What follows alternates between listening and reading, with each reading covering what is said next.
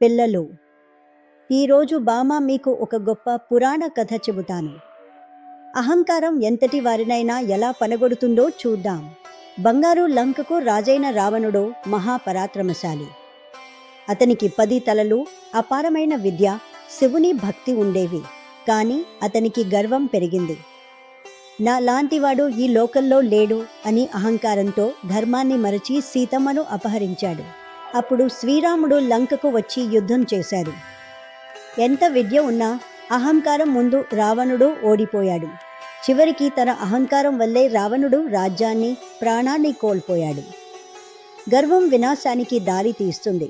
పిల్లలు, మన దగ్గర ఎంత టాలెంట్, డబ్బు ఉన్నా అహంకారం ఉంటే మన విలువ తగ్గిపోతుంది. ఎప్పుడూ వినయంగా ఉండాలి. ఇతరులను గౌరవించాలి. గుర్తుంచుకోండి, వినయం ఉన్నవాడే నిజమైన మహానుభావుడు. కథ నచ్చిందా?